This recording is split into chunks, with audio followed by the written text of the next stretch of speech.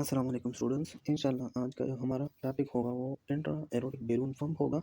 ठीक है, तो ये भी हीमोडायनामिक मॉनिटरिंग की जो यूनिट हमने unit number 2 critical care nursing की जो सब्जेक्ट है 7th सेमेस्टर में। ठीक है, तो वो हमने स्टार्ट किया हुआ है। फर्स्ट पार्ट जो है वो पार्ट ए जो है वो हमने 2 पार्ट में अपलोड किया हुआ है। ठीक है, अभी जो थर्ड पार्ट है और मतलब पार्ट के हिसाब से बी पार्ट है। ठीक है, तो उसमें इंट्रा एरोटिक जो बैलून पंप है तो वो हम पढ़ेंगे कि ये हम क्यों पास करते हैं और इसकी जो नॉर्मल प्रोसीजर होती है। ठीक है, और फिर उसकी कॉम्प्लिकेशन और नर्सिंग इंटरवेंशन ये सब चीज़ें हम पढ़ेंगे।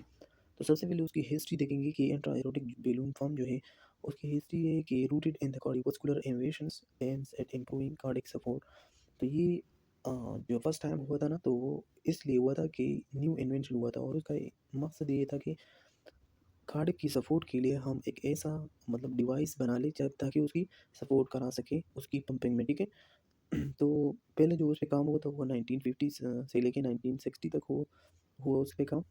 कि उसका जो मेन कंसेप्ट है द कंसेप्ट ऑफ जो काउंटर पल्सेशन है emerge to support the feeling heart by reducing after load and increasing coronary जो परफ्यूजन है।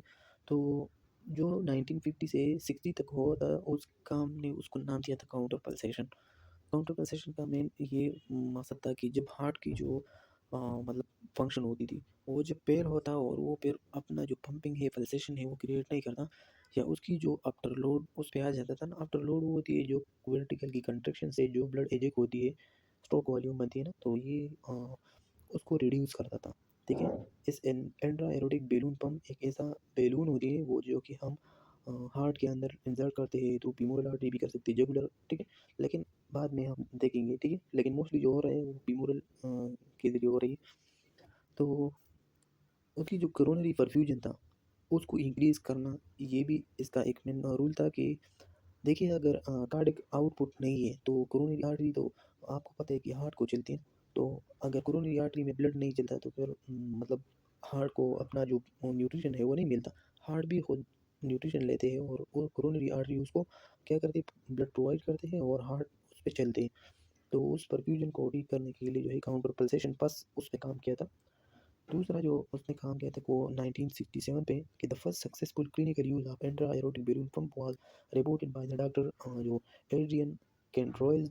This mark the beginning of intra aortic balloon pump as a tool in managing cardiogenic shock.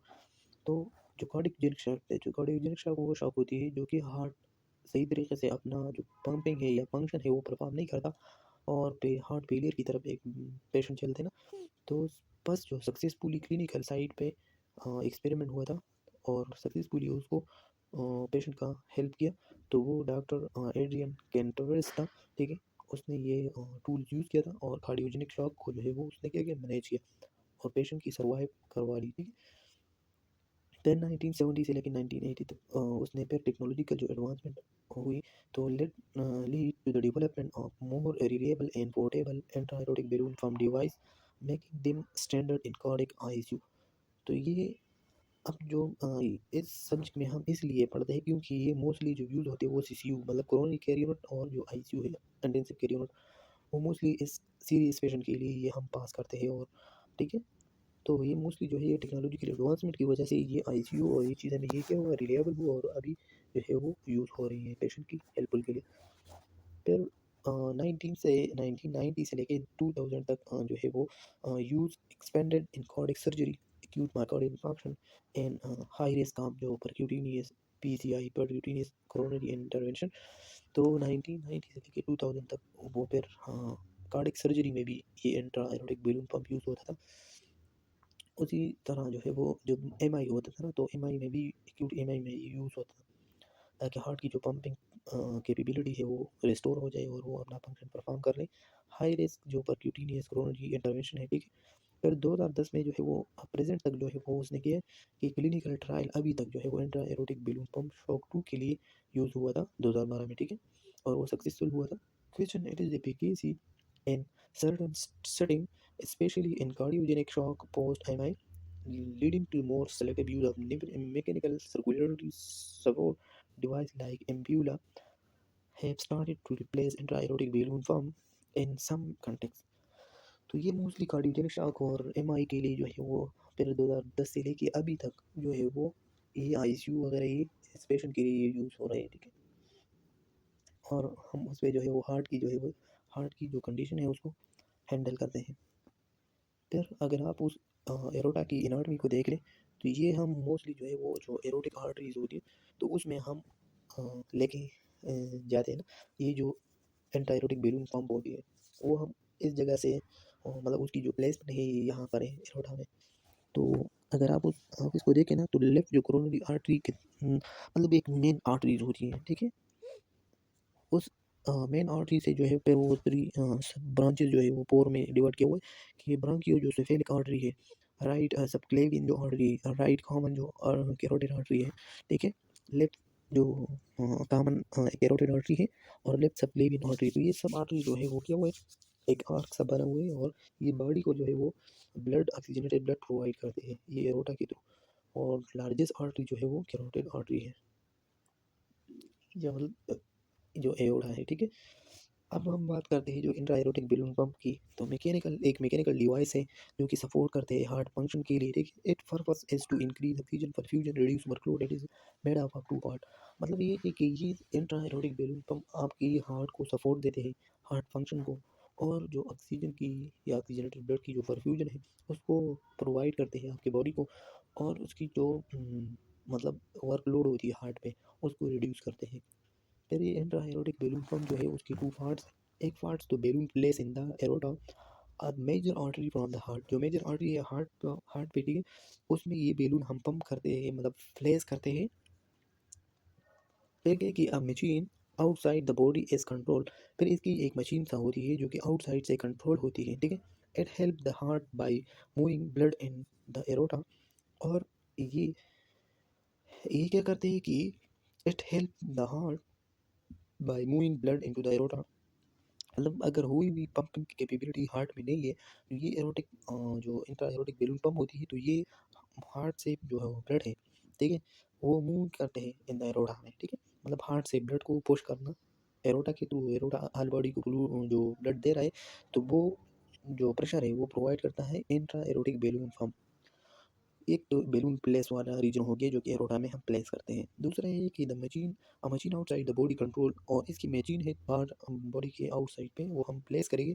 It help the heart by moving blood into the aorta. Most common device use the heart support use for a patient with cardiogenic shock during और after surgery. मतलब during या after surgery जो है जो cardiogenic shock वगैरह की condition में patient को जो है हम क्या करते हैं प्रोवाइड करते हैं। और मोस्ट कॉमन जो डिवाइसेस है वो हम उसको हार्ट सपोर्ट के लिए प्रोवाइड करते हैं। फिर मैकेनिज्म की बात अगर हम कर लें तो इसका ये पूरा मैकेनिज्म है, देख ले इसमें इंक्लूड जा सकती है कि the intra aortic balloon pump rapidly जो है वो शटल होती है, shuttles helium gas in and out of the balloon which located in the descending aorta. The balloon is implanted is the onset of cardio जो cardiac जो diastole होती है and deflate is the at the onset of systole. तो पहला mechanism में concept ये है कि इसमें जो बेलून में जो गैस यूज़ होती है वो कौन सा गैस होती है, एमसीक्यू में आ सकती है, हीलियम गैस होती है जो इंट्रा एरोटिक बेलून पंप में यूज़ होती है। दूसरी बात ये है कि लोकेटेड करते हैं हम जो डिसेंडिंग एरोटा होती है, तो इस डिसेंडिंग एरोटा में हम करते हैं, ये हार्ट से निकली हुई होती है जो लेफ्ट वेंट्रिकल से, ठीक है। तो ये असेंडिंग है और डिसेंडिंग पर बॉडी को जो है ब्लड प्रोवाइड करते हैं। तो पहला बात ऑक्सीजन का हो गया कि उसको वो कौन सा गैस प्रोवाइड करते हैं, हीलियम। दूसरा है कि एरोटिक जो है वो डिसेंडिंग एरोटा में उसकी प्लेसमेंट है। तीसरा है कि द बैलून जब इम्प्लांट होती है तो वो क्या है कि मतलब ऑन सेट जब भी डिस्टॉल होती है, डिस्टॉल मीन कि जो आपकी हार्ट की रिलैक्सेशन कंडीशन आ जाती है तो उस रिलैक्सेशन कंडीशन के फ़ौरन मतलब जो जब डायस्टोल स्टार्ट होती है तो वो इम्प्लांट हो जाती है, ठीक है। यहाँ पे देखिए ये इम्प्लांट हुआ है तो इस इम्प्लांट के दौरान ये इस जो सब मतलब जो सब आर्टरीज कैरोटिड आर्टरी है ना वो उसमें ब्लड तो नहीं जाते, लेकिन ये बैलून जब आपकी फॉर एग्जांपल देखिए हार्ट क्या हुई वो पंप करवा रही, फिर वो हार्ट जो है वो एक बीट के बाद जो फिर डायस्टोल हो रही है, सिस्टोल डायस्टोल सिस्टोल डायस्टोल, ठीक है। तो इसी तरीके से जब वो सिस्टोल होती है, ठीक है, कार्डियक पंप करते हैं तो फिर डिस्टोलिक कंडीशन में चली जाती है। तो डिस्टोलिक कंडीशन में बचने के लिए जो है वो हम क्या करते हैं बैलून लगा हुआ होती है, तो जब सिस्टोल हो जाती है मतलब कंट्रैक्शन हो जाती है तो इसके बाद डायरेक्टली हम फिर जो एंटी एरोटिक बैलून है वो इम्प्लेन करते हैं। तो सिस्टोलिक के बाद डायस्टोलिक कंडीशन में आएगा ना, तो डायस्टोलिक कंडीशन क्या कि एंटी एरोटिक बैलून पंप क्या होती है वो इम्प्लेन हो जाती है। तो एमसीक्यू में आ सकती है कि जो इम्प्लेन ऑफ एंटी एरोटिक बैलून होती है, तो वो किस कंडीशन में इम्प्लांट होती है, तो वो डायस्टोलिक कंडीशन में हम इम्प्लांट करते हैं। दूसरी बात यही है कि जो सिस्टोल है, ठीक है, तो सिस्टोल जो इंट्रा एरोटिक बैलून होती है, ठीक है, वो इम्प्लांट कर देती है। तो जब वो कंट्रैक्ट होती है, मतलब डिप्लेक सिस्टोलिक कंडीशन में, डिप्लेक मीन कि जो बैलून की जो साइज आपने बढ़ा ली ना, इम्प्लांट करा ली, उसको हम सिस्टोलिक कंडीशन में डिप्लेट करते हैं और उस हीलियम को वापस उसे निकाल दे, फिर दोबारा इसी तरीके से हर हार्ट बीट से जो है वो ये इसी तरीके से एक्स्ट्रा सपोर्ट डायस्टोलिक टाइम पे देते हैं, ताकि हार्ट की जो मतलब परफ्यूजन है, ठीक है, तो परफ्यूजन परफ्यूजन पर यही है कि परफ्यूजन किस चीज़ को कहते हैं, परफ्यूजन इसको कहते हैं कि आपकी जो हार्ट की जो ब्लड की डिस्ट्रीब्यूशन है आपकी बॉडी मुख्तलिफ एरियाज को। फिर इंजर्शन आता है इंट्रा एरोटिक बैलून पंप हम किस तरीके से और कहाँ पे जो है हम प्लेस करेंगे। तो पहला ये है कि insertion through the femoral artery, मैंने पहले भी आपको बताया कि आपको guided into the aortic using an जो एक्सरे कैमरा होती है, तो एक्सरे कैमरा हमें गाइड करते हैं और इंट्रा जो जो फीमोरल आर्टरी के थ्रू ये कैथेटर वगैरह ये हम क्या करते हैं, इंसर्ट करते हैं। फिर क्या है कि tip is place just belong the left subclavian जो आर्टरी है, तो ये हम अगर लेफ्ट साइड पे जो है हम क्या करते हैं, तो ये lips below the lip subclavian artery भी हम उसको प्लेस कर सकते हैं। फिर एक connect to the machine that control inflation and deflation, और उस मशीन के साथ ये चीज़ जो ट्यूब है, वो बैलून की जो ट्यूब है, हीलियम गैस उसको चल रहा है, तो उसके साथ कनेक्ट करके और ये मशीन बाहर जो है वो रहती है, ठीक है, आउटसाइड। तो उस मशीन को हम सेट करते हैं और फिर अपनी टाइम के हिसाब से जो है वो इम्प्लान और डिप्लान कर सकते हैं according to the heartbeat. Helium is use to inflate the, ठीक है। फिर क्या है कि हाँ, helium is use to inflate the balloon low density soluble जो in blood and save at leak, ठीक है। प्रॉपर जो पोजीशन है इन द थोरेसिक जो एरोटा है, तो थोरेसिक एरोटा के अबव द किडनी जो है हम उसको प्रॉपर पोजीशन देंगे तो एमसीक्यू में आ सकती है, ठीक है। प्रॉपर पोजीशन थोरेसिक एरोटा के एंट्रा एरोटिक बैलून पंप की होती है, और जो लोकेशन है वो मोस्टली जो है हम क्या करते हैं, जो फीमोरल आर्टरी है उस पे मोस्टली हम उस पे जो है वो प्लेस करते हैं, क्योंकि ये बहुत ज़्यादा बड़ी आर्टरी है, ठीक है। फिर बात आती है कि imaging tools like fluoroscopy and ECG can be help but are not always needed emergency, मतलब अगर इमरजेंसी है तो फिर ज़रूरत नहीं है कि आप ये ईसीजी वगैरह या फ्लोरोस्कोपी करते हैं, आप तो डायरेक्टली पासिंग करते हैं, ठीक है, ताकि पेशेंट की जो सर्वाइवल है वो अच्छे से अच्छे हो, ठीक है। फिर इंट्रा एरोटिक बैलून जो है ये काम किस तरीके से करते हैं, तो हाउ इट वर्क्स, वर्क क्या कैसे करते हैं, तो ये एक फ्लेक्सिबल कैथेटर होती है कि इनटू द कैथेटर जो descending aorta correct positioning important, उसकी जो पोजीशनिंग है वो हम जो है वो करेक्ट करते हैं पोजीशनिंग के दौरान, और ये पोजीशन इम्पोर्टेंट है क्योंकि अगर कोई भी पंक्चर हो जाए या कोई भी एक्लूजन हो जाए, ठीक है, तो इसकी वजह से डेथ हो सकती है।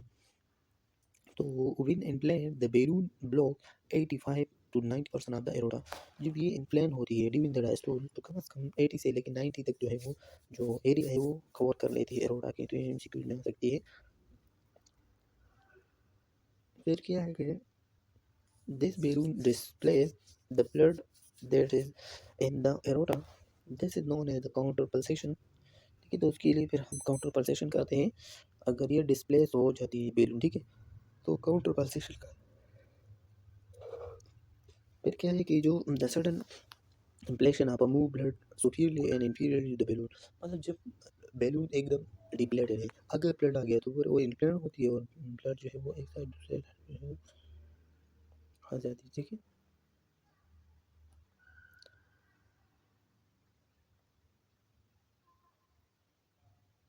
ठीक है, फिर क्या है कि when the balloon is suddenly deplete the pressure with in the aorta drop quickly, मतलब जब ये इन्फ्लेट होती है तो उसकी जो ब्लड है वो एक साइड और दूसरे साइड सुपीरियर और इंफीरियरली जो है वो ब्लड मूव हो जाती है।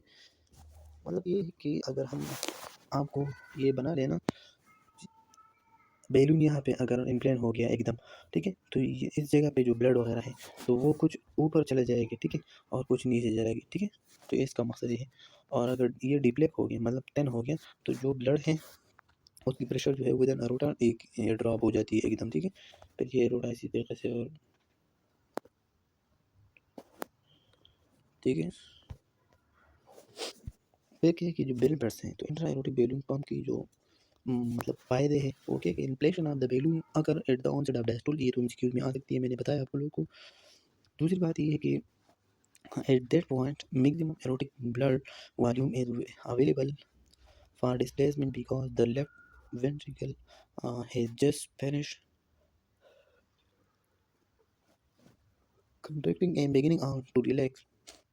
इन एरोटिक वॉल्स is closed, मतलब ये है कि ये मैक्सिमम एरोटिक ब्लड वॉल्यूम को जो है अगर ये अवेलेबल हो, ठीक है, तो जो डिस्प्लेसमेंट होती है ना, because the left ventricle just finish the contraction beginning to relax, मतलब जब वेंट्रिकल लेफ्ट वेंट्रिकल कंट्रैक्ट हो जाती है तो उसके बाद थोड़ा सा रिलैक्सिंग कंडीशन में चल जाती है, ठीक है।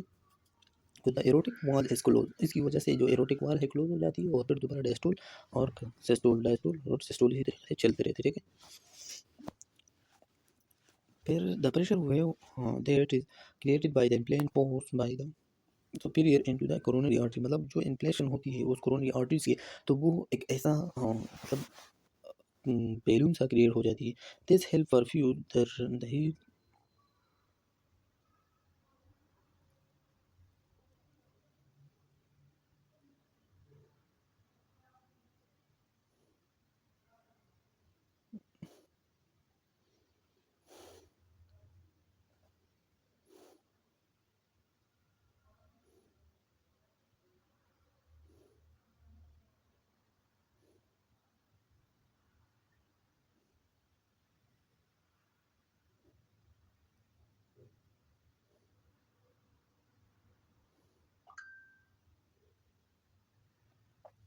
ठीक है। और उस मशीन को जो है बाहर एक मशीन होती है जो कि हम ये ट्यूब कनेक्ट करते हैं और डिप्लेशन और इन्फ्लेशन करते हैं। फिर हीलियम जो है इन्फ्लेशन के लिए जो है वो गैस डालती है, लो डेंसिटी और soluble in blood and safe to leak, मतलब कि अगर लीक भी हो जाए तो कोई मसला उसको नहीं दे रहा, और ये ब्लड में क्या होती है वो सॉल्युबल है, ये जो हीलियम गैस है, ठीक है। फिर क्या प्रॉपर पोजीशन होना चाहिए इन द थोरेटिक जो थोरेसिक जो एरोटा होती है, ठीक है, और अबव द किडनी जो है हम प्लेस करते हैं। इमेजिंग इमेजिंग जो टूल्स होती है लाइक फ्लोरोस्कोपी और जो ईसीजी कैन हेल्प बट और not always needed I emergency, मतलब इनमें फिर भी बताया कि वो फ्लोरोस्कोपी ईसीजी वगैरह ये इतना वो वाला इम्पोर्टेंट नहीं है, लेकिन अगर हो सकते हैं तो प्रोटोकॉल के साथ हो जाती है। वर्किंग के बारे में भी हमने बात की है, ठीक है, कि फ्लेक्सिबल कैथेटर होती है, और ये हम क्या करते हैं इनटू द डिसेंडिंग एरोटा में हम डालते हैं। करेक्ट पोजीशन इंपॉर्टेंट है, इम्प्लांट डिप्लेट जो है वो 85-90% जो है वो बैलून जो है वो डिप्लेट होती है। उसकी जो बैलून डिस्प्लेसमेंट होती है, आपने जो है क्या करना है, blood that is aorta known is the जो काउंटर पल्सेशन है वो आपने करवाना है। This sudden inflation move blood superior inferiorly, और जो नीचे जो सडन डिप्लेशन होती है तो pressure with in the aorta drop quickly, तो उसमें हो सकते हैं प्रॉब्लम, ठीक है। अभी बेनिफिट्स क्या-क्या है कि इम्प्लेशन ऑफ द बैलून अगर द ऑनसेट ऑफ डिस्टोल, पहला इंपॉर्टेंट तो यही है कि ये डिस्टोल मीन की जो हार्ट की जो रिलैक्सिंग कंडीशन होती है, रिलैक्सिंग स्टेट होती है हार्ट की, उस टाइम पे ये इम्प्लेशन क्रिएट करते हैं, मतलब बैलून को ओपन मतलब इन्फ्लेट करते हैं। At the point maximum aortic जो blood volume is available for a displacement because the left ventricle has just finished contracting and is the beginning to relax and aortic wall is closed, मतलब ये है कि ये जो point है, ये maximum aortic blood volume हमारे पास available जब होती है, तो जब लेफ्ट वेंट्रिकल कंट्रैक्शन इन होती है और diastole start mean relaxation start होती है हार्ट की, तो उस टाइम पे ये इम्प्लेशन स्टार्ट होती है, ठीक है। और उसकी वजह से जो एरोटिक वॉल्स होती है वो क्लोज होती है, उस क्लोज को दोबारा इन्फ्लेशन पे ओपन करना, और जो ब्लड है तो एक साइड पे तो एरोटिक वॉल क्लोज हो गई, और दूसरे साइड पे जो ब्लड उससे एजिक हुआ होती थी और एरोटिक एरोटा में होती, और वो सारे बॉडी को प्रोवाइड करती। तो वो एरोटा में जब इम्प्लेशन हो जाती है तो वो जो ब्लड एरोटा में आया है वो बॉडी को प्रोवाइड करता है, ऊपर ब्रेन को प्रोवाइड करता है, ठीक है। The pressure where there is the created the inflation force blood superiorly into the coronary artery, मतलब ये सुपीरियरली ब्रेन को भी चलती है, और जो कोरोनरी आर्टरी है वहाँ में भी उसको पुश करते हैं, और इसकी वजह से जो है हार्ट की जो न्यूट्रिशन है वो मिल सकती है उसको। This help perfuse the heart, और ये हार्ट को जो है क्या होती है परफ्यूज होती है। This help perfuse the heart. Blood is also forced inferiorly, increasing perfusion to the distal organ, जैसे किडनी हो गया, टिश्यू हो गया, ठीक है। तो नीचे लेग्स और टिश्यू और किडनी ये सब चीज़ों में भी ब्लड को पुश करते हैं इन्फ्लेशन के थ्रू, और अगर आप देख लेना तो ऊपर की सुपीरियरली भी वो पुश कर सकते हैं, ठीक है। फिर intra aortic balloon pump inflation या डिप्लेशन, हाँ ये एमसीक्यूज के लिए बहुत इंपॉर्टेंट है। देखिए कंसेप्चुअल है कि इंट्रा एरोटिक बैलून जो है वो इन्फ्लेशन ड्यूरिंग द डायस्टोल होती है कि balloon inflate when the heart relax. जब हार्ट रिलैक्स होती है ना तो रिलैक्सिंग कंडीशन में वो बैलून क्या होती है वो हम इम्प्लांट करते हैं। तो इम्प्लांट इसका मेन रीज़न और मकसद एम्स यही है कि रिलैक्सिंग कंडीशन में जो ओल्ड या क्रिटिकल पेशेंट होती है, ओल्ड पेशेंट या क्रिटिकल पेशेंट वो की उसकी ऑलरेडी उसकी बीपी और ये सब चीज़ें लो होती है, और अगर डायस्टोलिक कंडीशन में उस पे हार्ट अटैक हो ये सब चीज़ें या ब्लड की जो डिस्ट्रीब्यूशन है वो कम हो सकती है, परफ्यूजन को हम कम हो सकती है। तो उसी वजह से हम उसको ये एरोटिक बैलून पंप लगाते हैं ताकि कंटिन्यूअसली उसकी जो ब्लड प्रेशर है वो मॉनिटर रहे, ठीक है। तो increase pressure in the aorta, aorta में हम प्रेशर को इंक्रीज करते हैं। More blood flow to the heart muscle and better oxygen delivery और बेटर जो है वो हार्ट मसल को प्रोवाइड करते हैं ताकि उसकी जो है वो हार्ट जो ब्लड फ्लो है वो हार्ट मसल को प्रोवाइड हो और कंट्रैक्शन और रिलैक्सेशन जो है वो एक्टिव करवा जाए, ठीक है। तो हार्ट को अगर अपना खुद न्यूट्रिशन मिल रहा है तो फिर वो तो अच्छा काम करेगा, तो इसीलिए इन्फ्लेशन ड्यूरिंग द डायस्टोल होती है। फिर इन्फ्लेशन ड्यूरिंग जो इंट्रा एरोटिक बैलून जो है depletion at the start of the systole. मतलब सिस्टोलिक कंडीशन में जब सिस्टोल मीन की जो हार्ट कंट्रैक्शन के टाइम आती है ना, तो ये बैलून की जो हीलियम गैस आई है और बैलून जो है वो इम्प्लांट हुआ है उसको डिप्लेट किया जाता है कि balloon deplete just before the heart pump. जब पंप होने से पहले ये डिप्लेट हो जाती है, वो जो हीलियम गैस है वो निकल जाती है। This lower pressure in the aorta, और इस पे एरोटा में प्रेशर कम हो जाती है और वो जो हम खुद अपनी हार्ट की जो प्रेशर की जो ब्लड इजेक्शन है वो आसानी से जो है वो हो जाती है।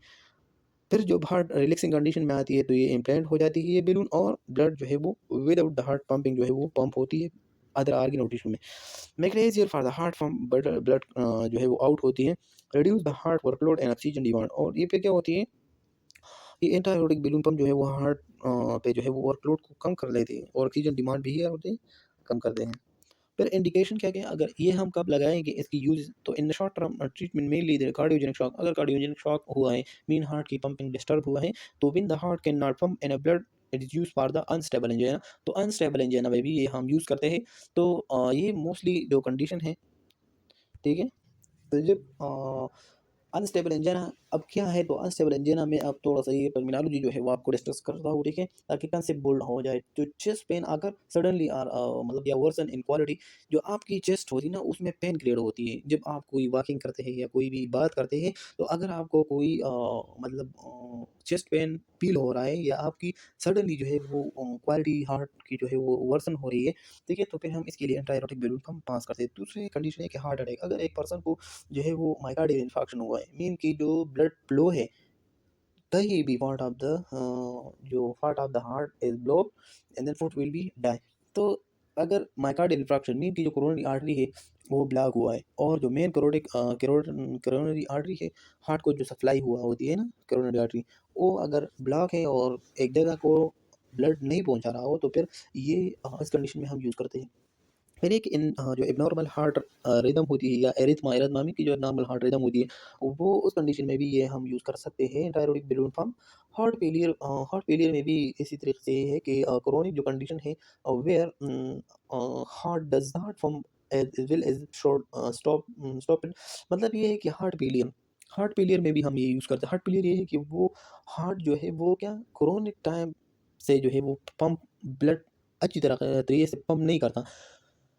तो ये उस कंडीशन में हम मतलब लगाते हैं ट्राइरोटिक बैलून पंप जब आपको एक आर्गन को या टिश्यू को जो ब्लड चाहिए होती है और वो उसको फुलफिल नहीं करते, तो फिर इन ट्राइरोटिक बैलून पंप हम पास करते हैं और उसकी जो कंडक्टिविटी है वो इंक्रीज करती है और ब्लड को जो है वो उस आर्टरी तक लेके जाते हैं। फिर डिफेक्ट हार्ट डिफेक्ट में भी हम यूज़ करते हैं, ठीक है। तो हार्ट डिफेक्ट में भी की जो स्ट्रक्चर डिफेक्ट हो सकती है। फिर कंट्रा इंडिकेशन, तो कंट्रा इंडिकेशन इसमें क्या है कि हम किन किन टाइम पे जो है वो इंट्रा एरोटिक बैलून पंप नहीं कर सकते। तो पहला तो ये कि अगर सीवियर जो है वो एरोटिक इनसफिशिएंसी हो मीन कि रिजर्जिटेशन वगैरह अगर हो, ठीक है।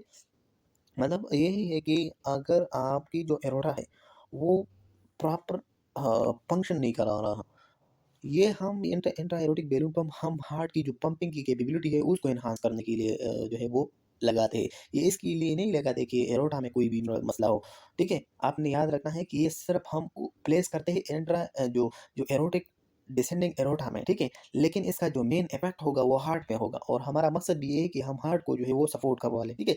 तो अगर उस जिस जगह पे हम intra aortic balloon pump place करते हैं वो जगह ख़राब है, तो ये कंट्रा इंडिकेटेड है, इस टाइम पे हम नहीं लगा सकते। इससे और भी कंडीशन जो है वो डेथ की तरफ चल सकती है। दूसरा एक डायसेक्टिंग एरोटिक एनोरिज्म, अगर एक ऐसा कंडीशन है कि इसमें एनोरिज्म हुआ है, ठीक है, एक मतलब बल्जिंग ऑफ आर्टरीज हुआ है, तो उस बल्जिंग अगर एरोटा की एक साइड पे बल्जिंग हुआ है, ठीक है, तो उस बल्जिंग टाइप पे ये एनोरिज्म इस तरीके से होती है। फॉर एग्जांपल ये एरोटा है ना, तो इस एरोटा एक टाइम देखें, फॉर एग्जांपल ये एरोटा है, तो अगर इस एरोटा में इस तरीके से बल्ज हुआ है, तो इस टाइम पे भी हम ये इंट्रा एरोटिक बलून पंप नहीं लगा सकते। तीसरी कंडीशन है कि लोअर एक्सट्रीमिटी इस्कीमिया, अगर लोअर एक्सट्रीमिटी में कोई भी ब्लॉकेज है, इस्कीमिक कंडीशन है, तो वहाँ पे नहीं लगा सकते, क्योंकि वो बार-बार फिर वो पंप करेगा और उससे और भी इस्कीमिक कंडीशन वो वर्सन होगी और प्रॉब्लम क्रिएट होगा। एरोटिक जो स्टेन है, तो एरोटा में भी हम स्टेन को लगाते हैं, ठीक है? तो एरोटा है ना, वहाँ पे वो हम जो है वो स्टेंट लगाते हैं। कॉम्प्लिकेशन में और कौन-कौन सी कॉम्प्लिकेशन है, तो अगर लिम्फ की इस्कीमिक मतलब इस्कीमिया हो तो फिर हम उसमें भी नहीं लगा सकते। थ्रोम्बोएम्बोलिज्म, लोकल जो वास्कुलर इंजरी या एन्यूरिज्म मैंने बताया कि जो बल्जिंग ऑफ आर्टरीज होती है, हेमाटोमा अगर ब्लड जो है वो अक्युमुलेट हुआ हो, ठीक है, और अगर ब्लीडिंग हो, तो इस ये कॉम्प्लिकेशन है, इसमें हम लोकल वास्कुलर जो इंजरी है अगर हो तो हम ये नहीं लगा सकते। इन्फेक्शन, सेप्सिस, ठीक है, अगर ब्लड में कोई भी इन्फेक्शन हो, ठीक है, तो फिर हम उस कंडीशन में भी नहीं लगा सकते, कॉम्प्लिकेशन बनती है।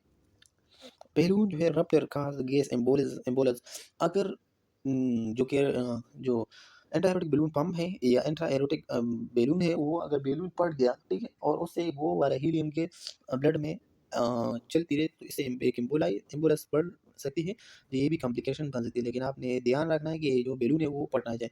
फिर एंटी एरोटिक बैलून पंप की जो किट है, वो कंटेंट वो कौन कौन से हैं, तो पहला जो है कि इंट्रोड्यूसर नीडल होती है, एक जो हम इंसर्ट करते हैं, तो पहला वो इंट्रोड्यूसर नीडल होती है, गाइड वायर होती है, विसल डायलेटर होती है, ताकि आपको आसानी से जो है वो पुश करा ले और डिसेंडिंग एरोटा तक लेके जाए। शीट होती है, ठीक है, कवरिंग शीट होती है, और इसी तरीके से एंटी एरोटिक बैलून पंप होती है, उसकी अपनी डिवाइस है, ठीक है। गैस ट्यूबिंग हो सकती है, आपने सर्च करना है नेट पे, तो आपको अच्छी तरीके से जो है वीडियोस आ जाती है और आपको आसानी से देख। 60 ml सिरिंज होती है, 3 वे स्टॉप होती है, ठीक है, स्टॉक होती है, मीन की 3 वे स्टॉपर होती है, और जो आर्टेरियल प्रेशर ट्यूबिंग होती है। तो ये किट है इंट्रा एरोटिक बैलून पंप की, मतलब जो इक्विपमेंट्स हैं। तो जो एरोटिक बैलून पंप की फिर जो साइजिंग चार्ट है, तो अगर अप्रॉक्सीमेटली हाइट की हम बात कर ले, तो हाइट के हिसाब से जो है वो ये यूज़ कर लेंगे, तो 183 सेंटीमीटर की जो है वो हम लगाते हैं, ठीक है।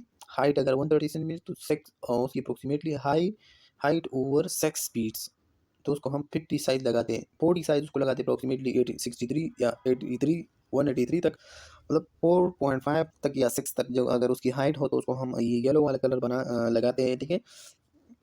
अगर उसकी पीठ जो है वो 5 से लेके 5.4 तक है, तो 152 सेंटीमीटर से लेके 163 सेंटीमीटर की जो अप्रॉक्सीमेटली कैथेटर होती है, वो हम लगाते हैं। Approximate height less than 5 to 5, मतलब 5 फीट से वो कम है, तो उसके लिए हम ये जो ऑरेंज कलर का है वो मतलब 25 लगाते हैं, गेज लगाते हैं, ठीक है।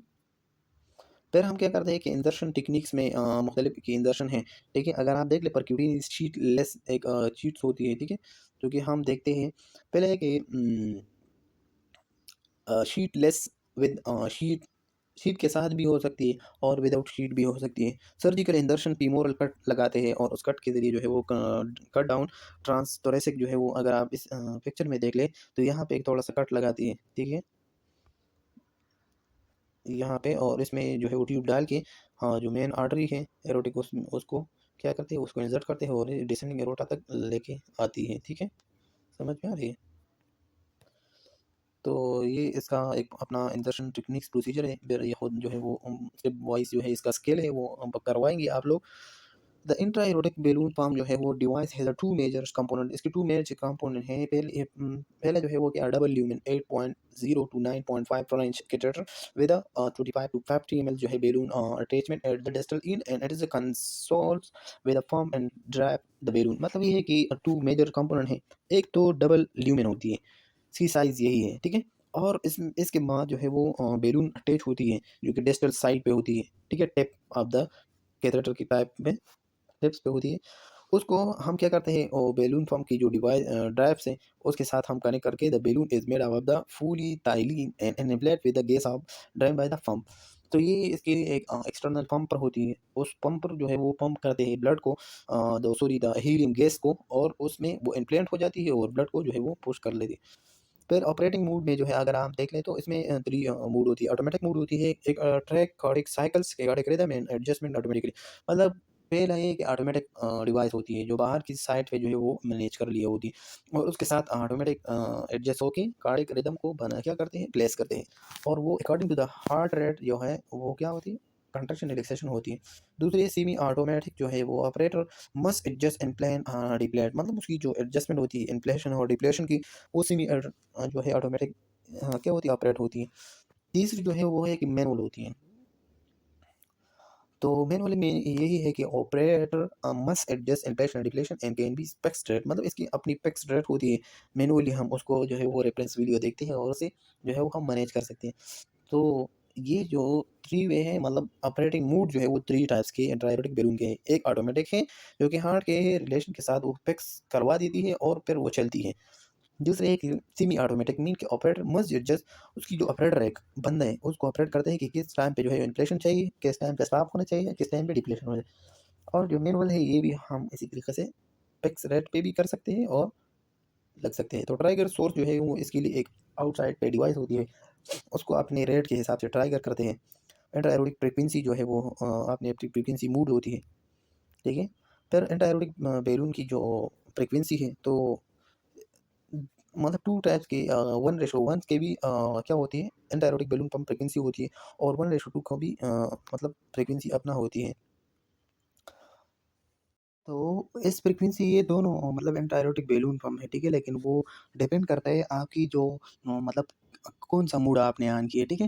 लेकिन आप ये सिर्फ समझा लें कि मतलब समझ जाएँगे कि असिस्टेड सिस्टोल, मतलब इस टाइम पे अगर आप देख लें ना, तो इस टाइम पे क्या होती है, डिप्लेशन होती है। डिप्लेशन में कि जो बैलून की डिप्लेशन होती है वहाँ पे ये जब असिस्टेड सिस्टोल होती है, तो उस टाइम पे बैलून क्या होती है, डिप्लेटेड होती है। फिर यहाँ पे जो नीचे आती है ना, तो यहाँ पे क्या होती है वो यहाँ पे जब आ जाती है रिलैक्सिंग डायस्टोलिक कंडीशन में, फिर यहाँ पे जो है वो क्या होती है, इन्फ्लेशन होती है और ये यहाँ तक चलती है और इसी तरीके से डायस्टोलिक और आ जाती है, ठीक है।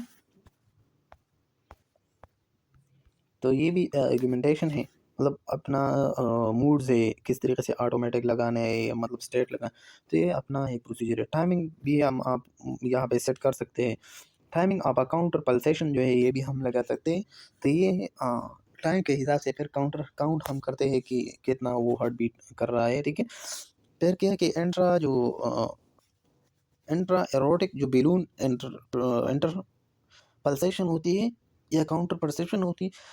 तो timing of inflation, first identify the dicrotic notch when the aortic was close, मतलब जो क्लोज होती है ना, तो यहाँ पे हम डायरेक्टली उसको काउंट करते हैं। और इन्फ्लेशन जो है वो, if inflation is too early the balloon inflate before the aortic was close and pump blood backward into the left ventricle and eject जो लीव एंड जो लेफ्ट वेंट्रिकल जो एजेक्शन डायस्टोल प्रेशर होती है, increase left ventricle and will stress and after lower aortic digitation.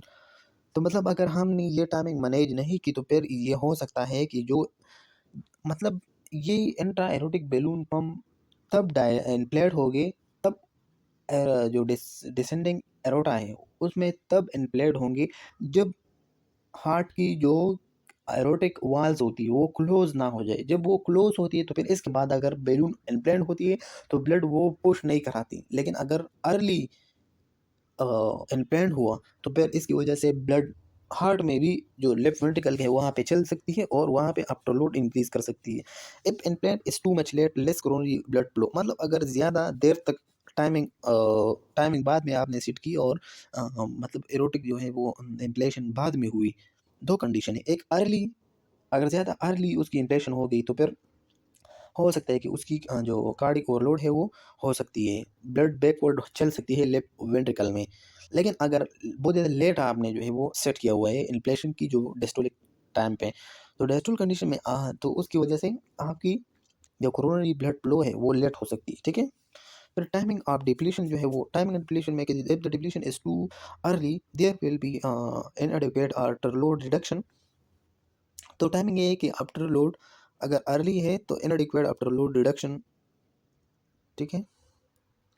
तो दोनों condition आप वो जो है वो डिस्कस कर रहे हैं। ये इन्फ्लेशन डिस्टोलिक की कंडीशन के टाइम पे, ये सिस्टोलिक कंडीशन या टाइमिंग पे के डिप्लीशन। तो अगर अर्ली डिप्लीशन हो गई, हार्ट की सिस्टोल होने से पहले जो है वो इनएडिक्वेट आफ्टर लोड की जो है फिर रिडक्शन होगी हार्ट पे। और अगर deflate too late the balloon remain inflated too long causing जो after load increase in heart struggle to form. मतलब ये है कि अगर एरोटिक में अभी भी बैलून जो है वो इन्फ्लेन हुआ है और यहाँ पे हार्ट जो है वो कंट्रैक्ट करा रहे थे और इससे और ब्लड जो है वो एरोटा में आ जाती है, तो इससे हार्ट को स्ट्रगल करना पड़ेगा क्योंकि ये ऑलरेडी इम्प्लांट है और इम्प्लांट के थ्रू जो है वो फिर ये ब्लड पुश करना थोड़ा मतलब हार्ड होती है, तो स्ट्रगल हार्ड कराएगा अगर लेट डिप्लीशन हो गया। और अगर अर्ली तो हो गया तो आफ्टर लोड रिड्यूस होगा। अर्ली इन्फ्लेशन और लेट इन्फ्लेशन ये दोनों जो डायग्राम है ना, तो ये डिपेंड करता है आपकी जो अर्ली इन्फ्लेशन और लेट जो इन्फ्लेशन है तो उस पर इफेक्ट कर रहे हैं, ठीक है। इसको देखिए जो पीक सिस्टोलिक प्रेशर होती है तो यहाँ पे इन्फ्लेशन ऑफ द मतलब पॉइंट होती है। इन्फ्लेशन पॉइंट मैंने पहले भी आपको बताया कि जो डिस्टोलिक कंडीशन होती है, तो ये डिस्टोलिक से फिर वो डायरेक्टली जब वो क्या करते हैं बैलून को मतलब इम्प्लांट करते हैं तो दोबारा वो ब्लड बॉडी की तरफ चलते हैं, ठीक है। और इसी तरीके से ये साइकिल जो है वो तो इस जगह से लेके डिस्टोलिक कंडीशन में जो एक्स्ट्रा इन्फ्लेशन आई है तो यहाँ पे आएगी इसी तरीके से। और फिर जब यहाँ पे आ जाती है तो ये दोबारा जो है वो आपकी जो असिस्टिव पीक जो सिस्टोलिक प्रेशर होती है तो यहाँ पे फिर दोबारा डिप्लीशन हो जाती है, फिर यहाँ पे फिर डिस्टोलिक आ जाती है और रियनोटिक बनती है। और इस तरीके से डिस्टोलिक और जो इन्फ्लेशन और डिप्लेशन अगर होती है। फिर क्या है कि जो इंट्राएरोटिक बैलून की जो केयर होती है तो मेंटेनेंस केयर के लिए आपने एंकल फ्लेक्शन एंड एक्सटेंशन जो है वो 1 to 2 हावरली जो है वो करवाना है। उसकी जो एंकल है जहाँ पे आपने फिक्स किया हुआ है इंट्राएरोटिक बैलून पंप की जो कैथेटर है, ठीक है, जो डिवाइस है। यूज प्रेशर रिलीविंग मैटर्स, आपने जो प्रेशर जो मैट्रिसेस होती है, ठीक है, जो बेड्स खसूसी होती है, बेड्स के लिए एक बैलून्स या एक बिस्तर होती है, वो आपने जो है वो उसकी प्रेशर रिलीज करने के लिए आपने उस पेशेंट के जो है वो बेड पे लटाना है ताकि पेशेंट को कोई भी डिस्कम्फर्टेबिलिटी ना हो। चेंज ईसीजी इलेक्ट्रोड्स डेली, आपने इलेक्ट्रोड्स तो उसको हर टाइम लगा हुआ होती है ना कंटिन्यूसली, तो आपने इलेक्ट्रोड्स को जो है वो चेंज करना है डेली, साफ भी करना है और पोजीशन भी थोड़ा सा चेंज करना है।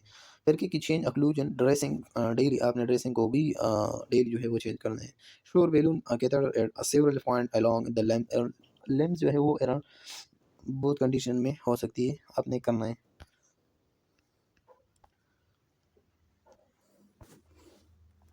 फिर ऑब्जर्वेशन में अगर आपने observe how related catheter insertion site for a sign of bleeding को देखना है, इन्फेक्शन को देखना है और ब्लड अगर शीट वगैरह साइन हो तो ब्लड, ये सब चीज़ें देखना है। Blood is observe with the lumen, अगर ल्यूमन में ब्लड आपको नजर आ रहा है तो immediately flash the intra aortic balloon on a standby, ठीक है। वो आपने जो है वो अगर ब्लड वगैरह आ जाए या आपने देख ली तो फिर आपने जो है वो देखना है कि within the lumen immediately place the intra aortic balloon in a standby. The catheter will be have the to be remove immediately, अगर कोई भी डिस्कम्फर्टेबिलिटी है या ब्लड है या कोई भी ऐसा कंडीशन कि आपको हेमरेज वगैरह या हाइपोवोलेमिक शॉक की तरफ लेके जाती है तो उसको आपने डायरेक्टली कैथेटर को इंसर्ट क्या करना है, रिमूव करना है, नर्स को चाहिए होती है, ठीक है। चेक हावरली पारा लेफ्ट रेडिकल जो पल्स है तो रेडियल पल्स जो है वो आपने हावरली चेक करना है। फुट सेचुरेशन जो O2 है प्रोब ऑन लेफ्ट हैंड, आपने लेफ्ट हैंड पे जो है वो क्या करना है, हाँ प्रोब लगाना है जो ऑक्सीजन की जो सिचुएशन को मालूम करते हैं pulse oximeter. Assist the limbs distal to the insertion, और फिर आपने जो है लिम्स में डिस्टल साइड पे जो है इंसर्शन करने 1 हावर हार्डली जो है वो ऑब्जर्व एंड रिकॉर्ड पेरिफेरल जो पल्सेस होती है, कैपिलरी रिपल्स स्कैन जो टेम्परेचर होती है, वो आपने जो है वो हार्डली ऑब्जर्व करना है और ये भी चेक करना है। Observe the wave form to ascertain that the timing is correct, मतलब ये उसकी अपनी, मैंने जो पहले आपको वेव टाइप्स की ये चीज़ें दिखाई ना, ये उसकी एक स्पेसिफिक वेव्स है, जिस तरह ईसीजी की अपना जो PQRS टी जो है वेव्स हैं, तो ये वेव आपने जो है वो चेक करना है कि कोई भी एबनॉर्मल तो नहीं है। वीनिंग आप एंटीबायोटिक बैलून पंप, जब आप उसके वीनिंग इसको कहते हैं कि हम ग्रेजुअली एक चीज़ को जो है उससे क्या डिस्ट्रैक्ट करते हैं, मतलब रिमूव करते हैं। तो टाइमिंग आप weaning patient should be stable for 24 to 48 hours, आपने देखना है कि स्टेबल है कि नहीं, ठीक है। तो सबसे पहले आपने टाइमिंग वीनिंग के लिए जो है वो 24 टू 48 हावर देखना है, ट्रायल देना है। डिक्रीजिंग इंट्रा जो आइनोट्रोपिक सपोर्ट होती है वो आपने कम करना है, जिस तरह आपने पहले दिया था उससे आपने कम करना है। डिक्रीज़ पंप रेशो, उसकी जो पंप रेशो है जैसा कि 1:1 है या 1:2 या 1:3, मतलब एक डिस्टोल एक हार्ट बीट से 2 जो है वो पंप वगैरह, या वो 3 पंप या 1 पंप, ठीक है। तो ये आपने क्या डिक्रीज़ करना है। फिर डिक्रीज़ एगुमेंटेशंस, ठीक है। फिर उसकी जो अपना ऑटोमेटेशन है, ठीक है, वो अभी आपने क्या करना है, थोड़ा-थोड़ा उसकी जो कनेक्शन ऑफ डिवाइसेज़ हैं वो रिमूव करना, मतलब उसकी जो फंक्शन है वो आहिस्ता-आहिस्ता कम करना है, ताकि आप मॉनिटर किया जाए तो क्या कि हार्ट की जो अपना सपोर्ट है वो खुद अप करवा सकती है या नहीं करती। Monitor patient closely, play patient को आपने क्लोज़ली मॉनिटर करना है। If patient become unstable weaning should be immediately discontinue, मतलब अगर आपको पता चलता है कि हम ग्रेजुअली अगर intra aortic balloon pump remove करते हैं और उसकी पेशेंट की कंडीशन वर्स हो जाती है और अनस्टेबिलिटी की तरफ जाती है, तो फिर आपने ये जो डिसकंटिन्यूएशन वीनिंग की जो प्रोसेस है रिमूवल का या उसकी ग्रेजुअली कम करने का, जो इंट्रा एरोटिक बैलून पंप की प्रोसीजर है वो आपने इमीडिएटली जो है वो क्या करना है, स्टॉप करना है और लगाना है, ताकि पेशेंट की लाइफ बच जाए। इंट्रा एरोटिक बैलून पंप जो है वो stay time sometime it is up to 1 week, 1 week के लिए भी हम लगा सकते हैं। In a rare instance it can be place up to 2 week, और ये 2 वीक्स के लिए भी हम लगा सकते हैं। Therefore the increase the risk for infection, जितना आप ज़्यादा उसको लगाएँगे उतना ज़्यादा उसकी जो है वो रेपो डेवलप होगी, और फिर इसके अलावा वो अपना मेंटेनेंस नहीं करती। तो आपने कम टाइम के लिए लगाना है और हाइजीन का बहुत ख्याल रखना है, क्योंकि डायरेक्टली वो आप ब्लड में जो है वो इन्फेक्शन डाल रहे हैं। एंटीबायोटिक बैलून पंप की removal discontinue heparin 6 hours prior, तो हेपरिन के साथ जो है वो आपने 6 हावर पहले जो है वो ये फ्लश करना है और डिसकंटिन्यू करना है।